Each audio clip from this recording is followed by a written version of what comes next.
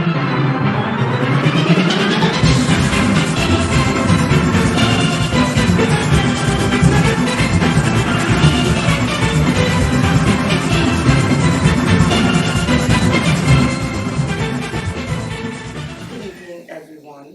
am Beverly Ramsey Moore, President of Trinbago. This evening, I am definitely pleased and honored to introduce to you the Diva of Pan. As the first female president of Trinbago, of course, speaking to Ursula Tudor, it's definitely an opportunity that is giving me goosebumps right now. You know, it was about 2 years ago we've had the opportunity to honor you at a panorama. And we felt that that was just not enough. We needed to have a Steelpan conversation with the Diva of Pan. And so, Ursula, let me take this opportunity on behalf of the Central Executive, our member bands, to thank you so much for being here today so that we can just have a conversation. I want you to relax. All right, it's not, you know, we could talk, we line in, you know.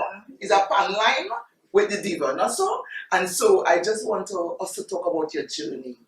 I want us to talk about your journey as a young woman, especially in those days when it was a taboo for ladies to go to the panyard. And so you just tell us when you started playing, what the age you started playing, and what it felt like as a young woman to be in a panyard.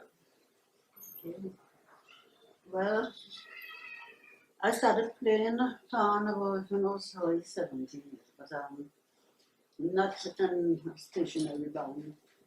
You know, I used to play like in 7 years. I tried the bass, I tried the double tenor. So from 17 years, you were playing pan. You can remember what year that was in particular? That was in the early 60s? Late 60s. Late 60s? No, early 60s. And so at 17 years, you were playing with several bands, and bands like Serenaders. Steel. There's only those two I really played in.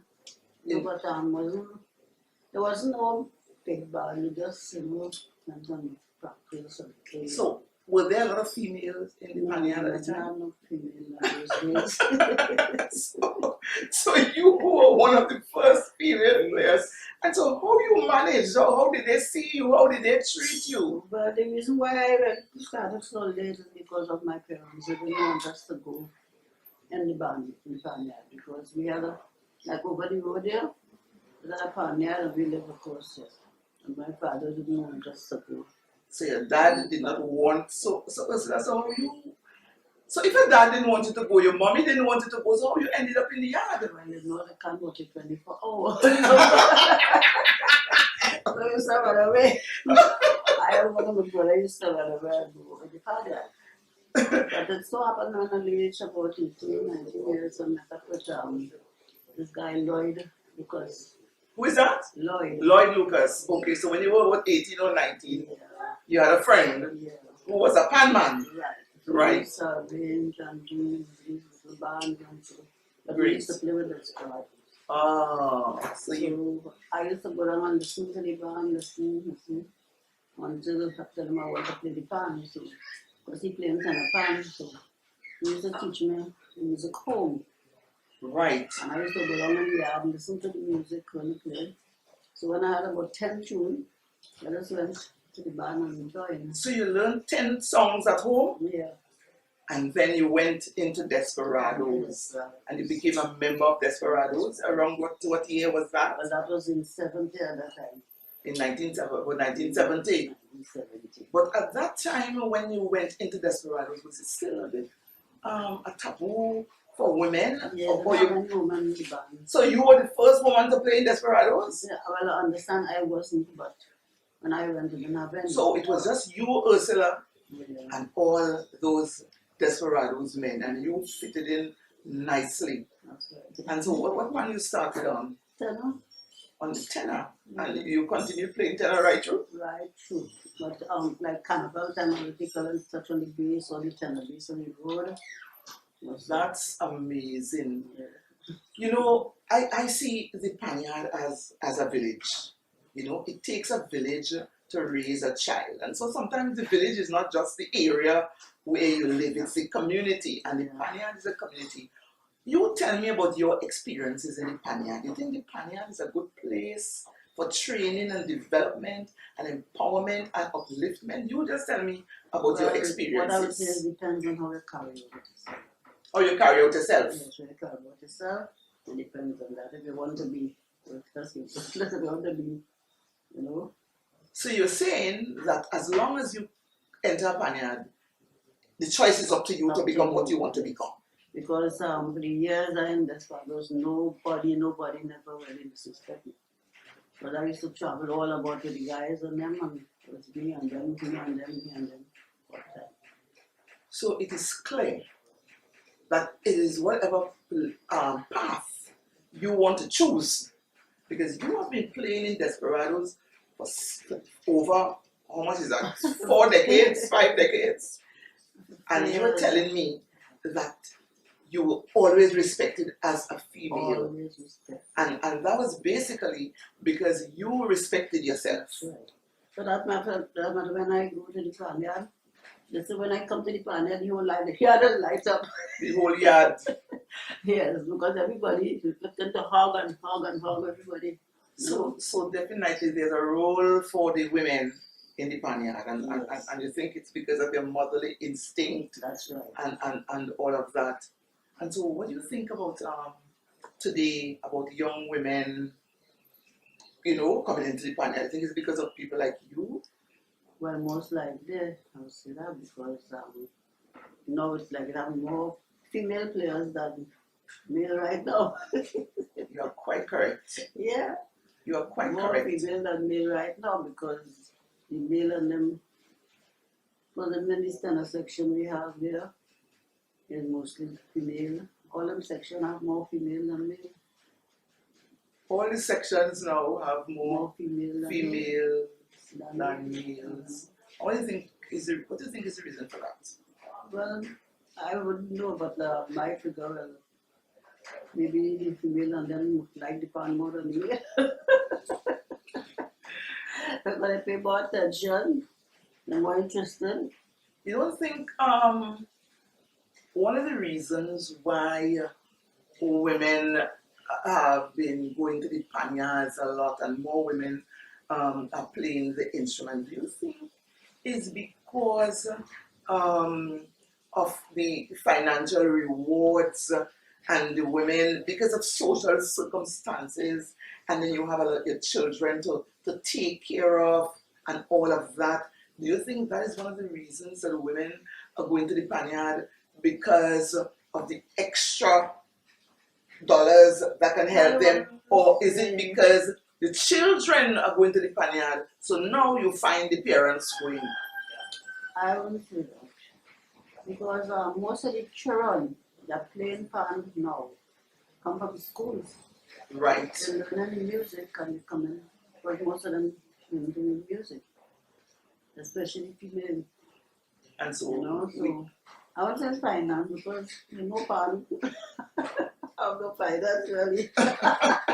and you know, but so probably it's systematic, because when you look at our social institutions, from the church, you have more women in the church than men, and then when you go to the PTAs, that isn't going hardly, and then you even look at the teachers in the schools.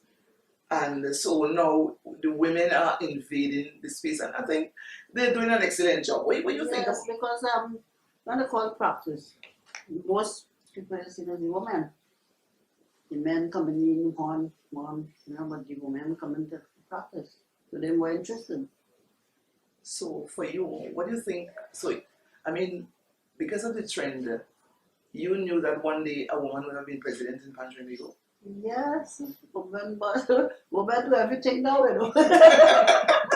Women is boss if it Oh my gosh! If I make decisions, women is boss.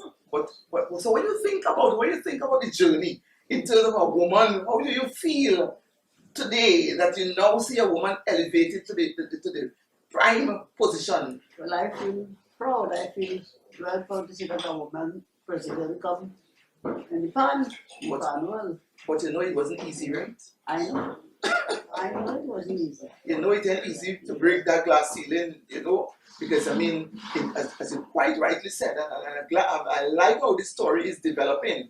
To see when Ursula went in the Panya in the early 60s, late 60s and 70s, it was Ursula alone. Yeah. And then we have moved from Ursula alone until now, where we are seeing a number of women, as I saying, in the various sections. You see women arrangers, women. That's right. There are women tuners and things now too. Right. They started too, yeah. And you know, how do you feel about Pan in general? You know, besides all of that, where we are today? Well, I find it could be better. Definitely. I find it could be better. Definitely. You know, and what are some of the ways you think? More, you know, people put more interest, do more things in the past. More support for the Yes. culture, Yes. more love. What do you think about Because it? like, well, in my belief, I figure we Trinidadian and they don't really consider the past. That's how we outsiders consider. Right. Because if you have a function here, if it's free, you will see the place full. Once you have to pay, they're not coming. And that is a problem. They're not coming. That is a You understand? No matter so that is like one of the reasons why Pan can't be anything, because if the Pan a band decides to give a function, everybody want to come in free because the cities are Desperadoes or there's All Stars or there's everybody want to come in free. everybody wants to come in free. You see the drag for carnival, right? Yeah. Because nobody wants to pay to go in the No. stands because you know you're going to roll up with your band, you know. Right, yes. And you're quite right because you know sometimes you try to make money on an event, but no matter how much we can put out for an event, you hardly as a pan body you can hardly make a profit. And I know sometimes you're saying, well, look, Trinbago is a non-profit organization and all of that. We can hardly make a profit because you're right, people don't like to pay because pan is we thing. How we can right. pay for we thing, you know? You see, like we love a good love, we used to play Pan for love of it. But nowadays, young people come in, they play Pan for money because all they play, they want to pay. Whatever the person they make, you have to pay it out to them. And you know, I think it is a problem, not really that these young people play, they want money, you know, because you know, as a band leader myself, sometimes you wonder this as soon as they finish playing the whole season, friend, everybody's good, but to see the day the season ends, And everybody face get vexed because it's about it, and it's not that, you know, I think it's about the social situation, the challenges in the country, because most of these young people are unemployed. yes, most of them. Most of them are unemployed, and that is why, as leaders in the movement, we believe that it is a situation where we need more support coming from corporate world in terms of their social responsibility, and even from government, because the role that we all play as leaders in the Panyard by using Steelpan and the music to hold these same young people in the yard for several hours and to train them and all of that. And you know, that is a very, very important contribution that we are making to national development. So it is something that we will have to have the discussion on with respect to our leaders, for them to understand that a lot of the thousands of young people who play in band, 75% of them unemployed. Unemployed. And so And most of them going to school. that's right, and that's right. So in your days it was pure love for culture. So you go in and play a pan and all of that. Tell us about your tours and so on with Desperadoes. Well, the first trip I made was in 76. 1976, where did you travel to? Jamaica. To Jamaica. Yeah, that was one of the greatest clubs Wow. in Jamaica. Tell us some more about that. You know, we went to all Black River and Tigo Bay, we went to lots of places to eat some kind of thing. We didn't know what we eat. But we had a very good time. A very, very good time. The people were nice. Although we went in a kind of uprising time, Mm-hmm. you know, we had also get escorted to the video we go and thing, but it was good. Right, and so some of your other trips. And the next trip was Cuba. And after Cuba, Cuba was that thing because you know that was an economic Right. country. Mm-hmm. We didn't Communist? Communist, so we didn't get to go all about. And so there was a stadium and the bango and all, we could have go and, you know. Then after that I went to the England. And You went to England also. we went to Africa in 91.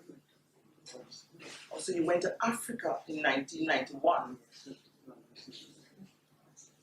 And then after we went to like Australia, Switzerland, and all these places. So to those European countries, and so you're saying that because of your involvement in the culture, you have been able to travel the world because of fun. That's it. Because if I wasn't playing the fun, I wouldn't reach those places. I never reach those places. And I appreciate you and I thank the fun to the chief for that because. And in fact, my supporters, because that didn't put on the support, I wouldn't have been here because you have to have the claim to get. That's right. That's right. You know, because they pick you. And so you always made it. You always made it pick. Always made it pick. Wow. The last picker we have been to Africa was only 4 of us. 3 of us. Well, me and my son and a 3 of us. Really? That's right. And we ended up putting in some careers because we find that person was to go on the middle. Right. So 4 of us. So you, Ursula, always made the pick. And it was all because of your discipline and your dedication and your commitment to the development. The only trip I didn't make with in Africa was the last time I went to Africa, and because I went to New York to play piano. I used to go to New York and play with Desperadoes. What? You were going to New York also to play with Desperadoes? Ursula, you a serious phenomenon, boy. I used to play with but they play with Panorama. So how did you multitask? How were you able to see about family and also to play that role? But that's what it does. I was asking myself the same question because I was working. So I used to work with Monica Band and Hall of Justice. What? You were working in the Hall of Justice? I used to do a lot of courses. And you were taking courses in the afternoons? That's right. I do music, guitar lesson, I do fan lesson, I do visual, I do musical, I do beauty culture, I do tailoring, I do drapery, I do. And that is after work. And I still need to find time to walk on the stocks, go up on the savannah, exercise, and then go home. So you... But I used to get up 4 o'clock and in the night, sometimes about 3 o'clock in the panic. And I had to get up 4 o'clock in the morning, cook my food, get up and start to work. And when I come in the evening, well, I didn't have to cook again. I just had to go practice, I had to go take my courses. You were... I went to Southeast and did Spanish. You did Spanish too? I did a lot of video. I don't know how to find the time, but people say they can't do this and they can't do that. And So for those parents out there who would like to take the children away from the Panyard because they have exams. yes. My child doing C, so he can't come back to the Panyard. And my child doing exam CXC. You are telling me that you worked, you took care of your family, you went and you did evening classes, Yes. you went to the Panyard, and you were still finding time to exercise, to go jogging around the savannah. Yes. And And you are still here today to talk to me, and you have accomplished. if I didn't get bounced on, Child, I mean, active more active. So some car come from out of the way And bounce it and down. bounce it up. Make up on my foot. But you know what? Thank God for life, eh? Thank God for life. Thank God for life. You're still around, but you know, your story is really amazing. I say it so much to our young girls in the Panyard. You know, if you're doing music and you can retain 10 songs and all of that, why are you not doing well at school? It's all about how you apply yourself. Not so? I remember just one of the had when we were church meeting at the fifth. And we were playing fields. He introduced me and about 4 others to the fifth. And we have to take all the tunes, all the music we have on the tune and put it on the field. And this is a job with Steelpan. Steelpan, I tell you, put over all the music. Wow. Yeah. I tell you, you're really superwoman. I am so happy for this opportunity, but I can go on and on, but I want to provide an opportunity because for our education officer, who's a young man and represents the face of youth in the movement. And by the time you hear his name, you will know his connection, because I guess his uncle, who was also in Desperadoes, was a really one of your friends, I am sure. And so I want to have him come at this time just to have a continuity conversation with you, because Ursula, you have strengthened me. At times I'm a bit overwhelmed, especially in PAN, you know, and as you quite rightly said earlier, that as an organization, Trinbago should have been able to be standing on its own 2 feet. You don't think so? Yeah. We should have been able to be standing on our own 2 feet. But you know that this new executive we are president of right now, we've come in late 2018, and we are in a pandemic, and really and truly we are talking now about prosperity in PAN, because we feel that with this gift that God has given us, we should have been able to do much more. And the way now, as a really strong and a strong front, is to really push this organization forward, where we can diversify and do other things. We know it's difficult times now, but I want to promise to you, I want to make a promise to you today, that this president and her team, and I did not come alone because my vice president, Keith Simpson, is here. All right, I know he's a PAN man from a long time. He's one of the long time PAN men, you know. And so our team, we will definitely work together to take PAN Trinbago by its bootstraps and live it out of the wilderness. Because for too long, Ursula, we have been drawers of water and hewers of wood. And for this instrument that God has given us, I think we can do more with it.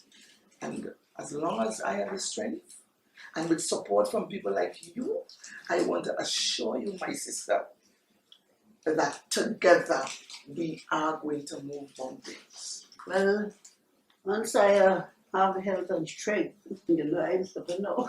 Not at all. Not at all. There's only the pain since after the last concert we had in Napa. I get sick, I never went back in the panel, I never touch a pan since then. Oh my God, you never touch a pan since then? No. You should have a pan in your house. I have a pan, but I can't play because I'm sick. Oh, you must still try. Pan is a therapeutic instrument. I don't know what to forget, you know. Yeah, you must still play around with it. My dad is in his 80s and he has a pan in his bedroom. He was a frontline man with cats and jammers. And I have my pan, and that pan is Patrick cannot give me that pan. right. And I still have it. Well, please play it. And you might see that pan will just cause you to just rise up and bring healing and flood your soul. Hallelujah. Are you ready to preach, you know? It'll flood your soul with joy, you know what I'm saying? I sit down to play. Nothing. I was the last performer. I sit down, I was just sit down. Right. I can't stand up because of my back. Yeah. Don't just get the pan home because you're sick, you know. You don't make that declaration. Let music be your healer. All right? So now I want to introduce Miss Marcus Ash, our education officer. And then after that, our VP will make some presentations. And of course, he will give you a few words of greetings and of blessings. Okay? One of the persons that would have trained me in my earlier days of music would have been Pat Bishop. And I know that's a name that you have to know that name if you're from Desperadoes, at least in your era. So, God used to have a voice. and I know she wasn't the easiest to deal with. I mean, I have my own experience and stories. How was it in terms of, you all have the hat trick in Pan is Beautiful. Yeah. That she would have certainly played a tremendous role in you all achieving that. What was like the rehearsals? Like, I want to compare if it was the same in my days. There's a lot of hard work. A lot of hard work. But like, you didn't want to go home. It's about 2 o'clock, 3 o'clock in the morning. We used to be in the car there, especially when we go in festival. Yeah, like I think that's the worst drill master I've ever experienced. Yes, She was terror. She just come out to get the people, so and you have to put on your music. Yeah. I mean, it was terrible, but you was winning after when it finished. But we used to practice really hard, really hard. It was intense. I know Pat Bishop, the only, and it was not break. She would be drilling, and the only pause is to mix VAT 1919 and ginger. You must mix a drink, VAT 1919 and ginger. If you know me, I am similar. You must have that. Yes. And once she have that, she's going for hours. She will carry it straight through to the next day. And you're winning. Yeah. So and she would have drilled some of the panorama arrangements as well with you. Yes. When we did panorama music, she would come and drill the music with us. There were some nights you all kept me up as a child, and I have school the next day, and you all would be rehearsing. I could swear 6 o'clock in the morning I arrive and you all had just finished a rehearsal on several occasions. 6 o'clock, 11 o'clock in the day. Yeah. I am hearing the rehearsal and I'm saying, but these people don't have a life. 11 o'clock. Yeah. And with all Charles went and he bought us a bucket of chicken for us. And gone again.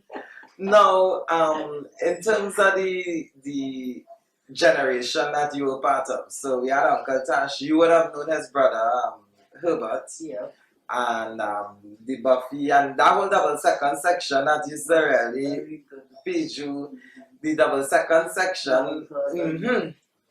And I remember with Crawl and stuff, the relationship you all had, yes. Like you wanna share some story of sometime you and me went on a gig, went out or something, and how it went as you being the only female in the bunch then?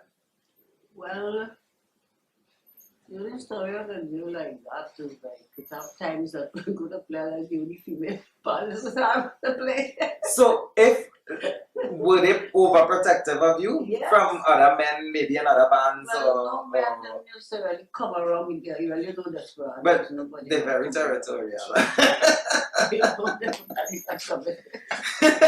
Not venturing anywhere close. That coming, nobody can come in and live with nobody here. You know? Now, I want to look right after you. There was a generation where the women started to come in, like the Denise Rose on double tenor. Denise come late. Yeah, Joan, so after you, Joan, right? I saw Joan. And then you had like Miranda and that girl named Jennifer. Mm-hmm. Remember Jennifer? Yeah. Right, she was before Joan. Right. And then Joan came. And Miranda and coming late. Bit of coming in the later side, and Patrice and all of them. Patsy and Eureka, all those coming before they played in the festival. Right. You know?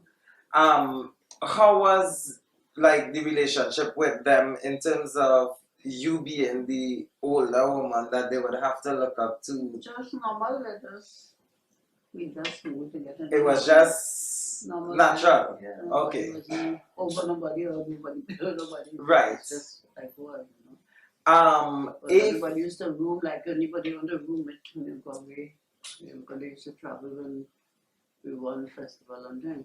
Okay, I'll close off with this one question now. So if you had something that you would like to tell young persons in Pan now, something, a message that you want to give them, something that you would have learned from yesteryear in your days, and that message, that one thing you would want to tell them, what would that be? Well, the first thing is discipline. Mm-hmm. You have to have discipline. Respect yourself.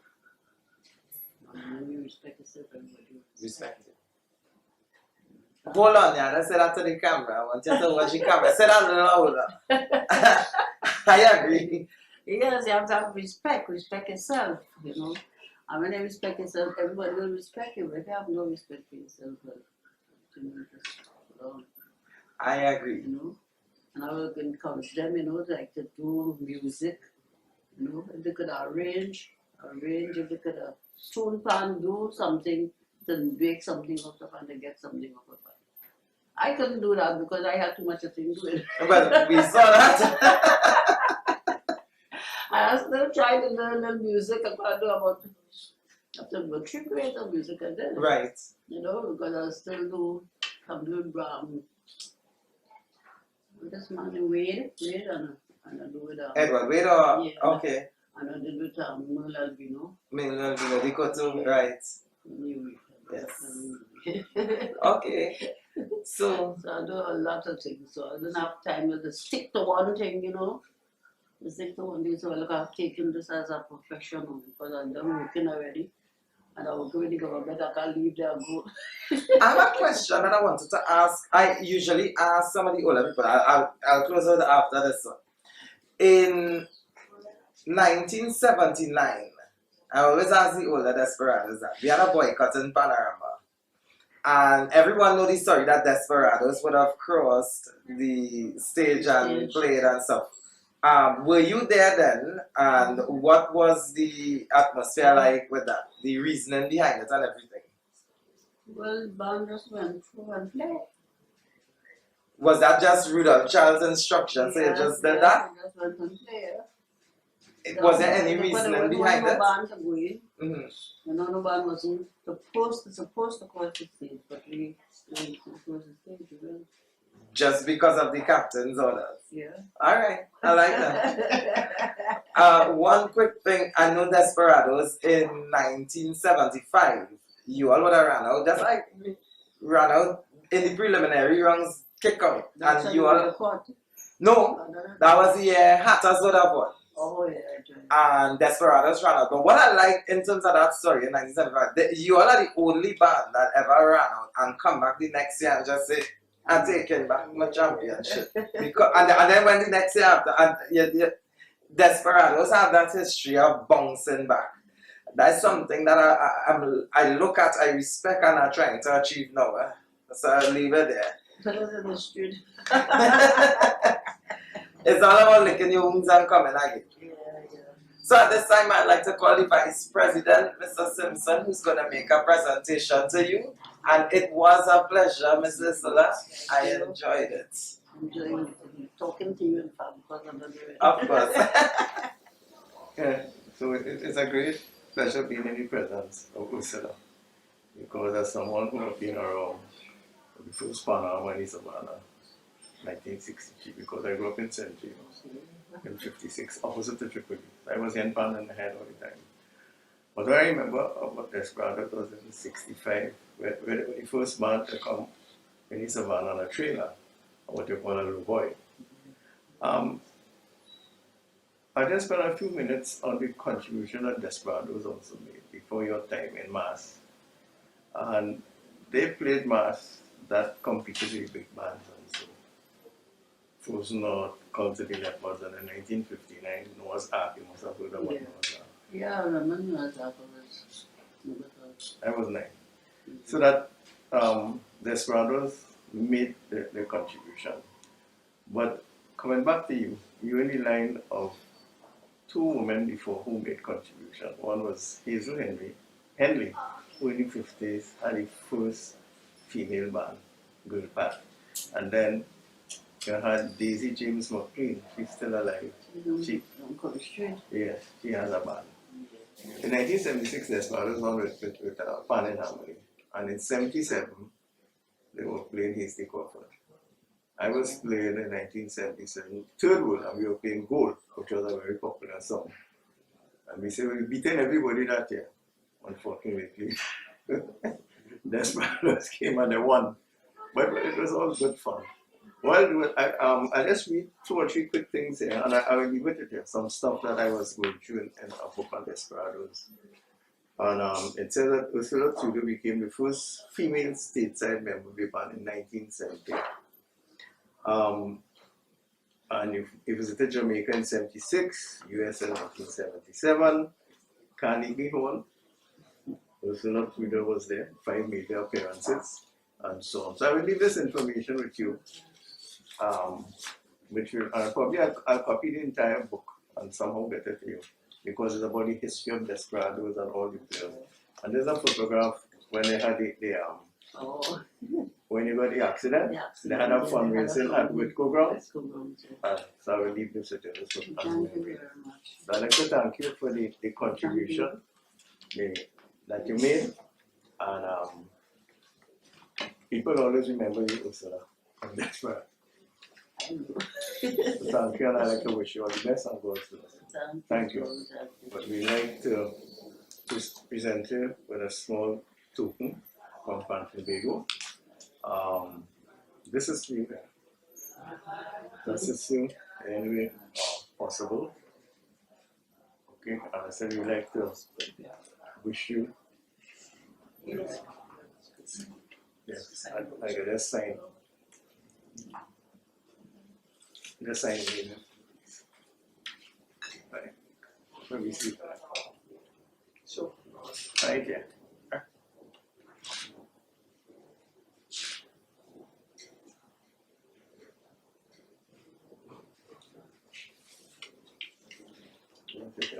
So all the best. Come on, give me a kiss. No kiss, no kiss, no kiss. On your head. All the best. Okay? So Ursula, it was really a pleasure having this conversation with you. My other officers at Trinbago, they too would have contributed to this discussion. I know that our young people out there are sure to emulate you, and of course some of what you have done. More so, you've really given me strength. There are times as a leader, leading during a pandemic, trust me, it overwhelms me at times. And coming into an organization, I must tell you, because you are a woman, so I could tell you a secret. This is a secret. When we came in, there was no money. Not $1 red. But where there is a will, there is a way. And sometimes I have to run back to Tobago to regain some strength. And trust me, I came in this morning to join my colleagues to talk to you. And I feel so refreshed. You don't know how you have blessed me. Appreciated. Yeah. My brother coming from Tobago to here. Mm-hmm. Yes, I went home to we are calling for some R&R and to get to ease some stress off my mind, because running an organization during a pandemic, we didn't have a panorama, right? Mm-hmm. And so when we didn't have a panorama, it would that what it would have sent us back into a hole, because over the years, all those other fellas who were there, you know what I mean? As women, we always know to tie up with little money in a little handkerchief somewhere and to push somewhere to join us somewhere and to do this and to do that. And so, over the years, there was no investment into any kind of income generating assets. So now that we are in a pandemic and the entertainment industry has crashed, there is no money coming in from anywhere. So then it has to take some good negotiating skills, and then our sponsors are back on board with us. Thank God, people are just loving this new Trinbago. And I want to really say thanks to people like you who would have laid a foundation, because there is where our strength is there.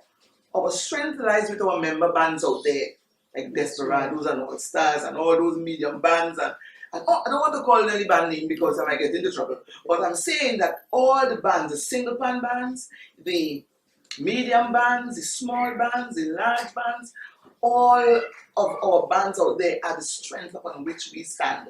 And so we know that one day the glory for Pan will come, and I want you to be able to see the glory. And so that is why I want to present this bouquet. This bouquet is yours. Eh? This is yours. I wanted to touch it. So you touch one part, I touch one part. And this is for you because we love you. And we are going to continue with this to reach out to all our pioneers out there so we can talk with them, because if it's not for you all, I don't know how Marcus, Keith, and all the rest of us on the executive will make it. So we want to say thanks to you. We love you. God bless you. And I thank you for the energy that you have given me as president, as a woman, multitasking and seeing all that you have done. It has renewed my strength and my conviction to go on and on and on. So thank you very much. And I thank you too. I thank you all. I mean, I thank you all for this presentation.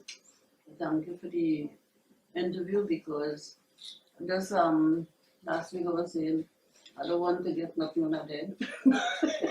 You get your roses, you're going to smell them whilst you're alive. You have your roses, you're going to smell them whilst you're alive. In history, they say, well, look, I got a top interview because I did interview already with Trinbago and other, like when Yule Williams was in. John Yule Williams, yes, was That's minister. Yes. Yes, I get awards and things. Right. You know? I like how we say this is a top interview. Yes. It is a top interview. And it's appreciated very, very, very much. And I thank you for coming. I thank you, everybody, for coming. You're welcome. You're welcome. Yeah. I'm making this come true because I was wondering if I could already make it. After Yes. yesterday, I told my brother, I said, don't you have to make it tonight. Well, we give God praise and we give God thanks. But he came home by my daughter and he gave me a massage in Right. the back and thing, and he told me to hold on for a little while. Right. Good. Well, we give God That's all I thanks get to do. and we give God the praise, and we pray that He will continue to bless you and that He will continue to heal you from the crown of your head to the soles of your feet. In Jesus' name. Amen. Amen.